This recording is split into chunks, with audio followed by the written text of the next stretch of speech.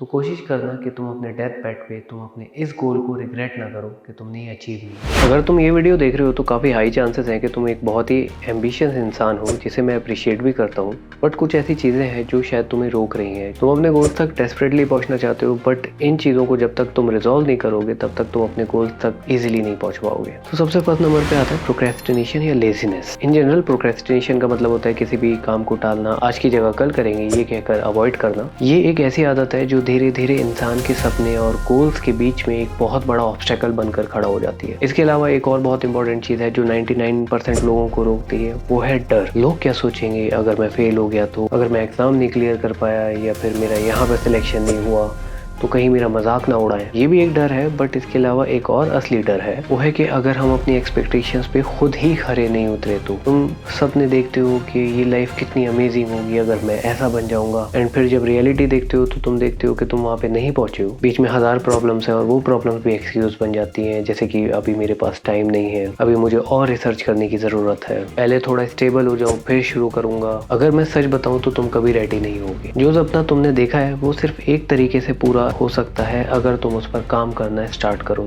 तो इम्पोर्टेंट है एक्शन लेना। एंड वन मोर थिंग, मुश्किल सिर्फ काम स्टार्ट करने में नहीं, मोमेंटम बनाए रखने में होती है। अगर तुम सोचते हो कि सक्सेस की कॉस्ट बहुत ज्यादा है तो रिग्रेट की कॉस्ट उससे भी ज्यादा तकलीफदेह होती है। पेन ऑफ रिग्रेट या पेन ऑफ डिसिप्लिन, ये बिल्कुल सही बात है। अब जो मैं बात बोलूंगा, अगर तुमने उसे ध्यान में रखा हमेशा तो शायद तुम अपने गोल जरूर अचीव करोगे। तो कोशिश करना कि तुम अपने डेथ बेड पे तुम अपने इस गोल को रिग्रेट ना करो कि तुमने ये अचीव नहीं किया। Coming to the solution for procrastination and डर, तो प्रोक्रेस्टिनेशन के लिए स्टार्ट करना बहुत जरूरी है। कोशिश करो कि सिर्फ 10 मिनट भी लेके बैठो आज के दिन भी अपने जो गोल है, जो ड्रीम है उसकी तरफ, तो एटलीस्ट यू विल सी कि तुमने थोड़ा स्टेप लिया। एंड बिलीव मी, अगर तुम 10 मिनट के लिए बैठोगे ना तो ऐसा चांस कम ही होता है कि आप 10 मिनट के लिए बैठो, then you will start working on it. And डर हटाने के लिए तो think of it like an experiment. Just सोचो कि ये मैं एक्सपेरिमेंट कर रहा हूँ एंड जो भी होगा वो ठीक है, वो एक ट्रायल रन है तो इट हार्डली मैटर्स। और अगर तुम लोगों की वजह से स्टार्ट नहीं कर रहे तो ध्यान रखो कि लोगों की अपनी लाइफ बहुत बिजी होती है। हमारा परसेप्शन होता है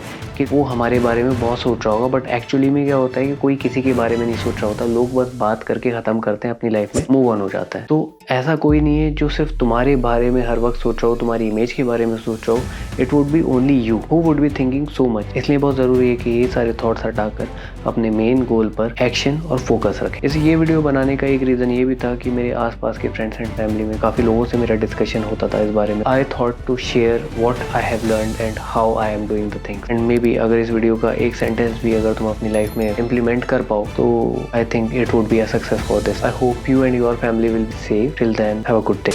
Coming to the solutions of the two above things. Coming to the solution for procrastination. Coming to the solution for procrastination and दूसरा क्या था?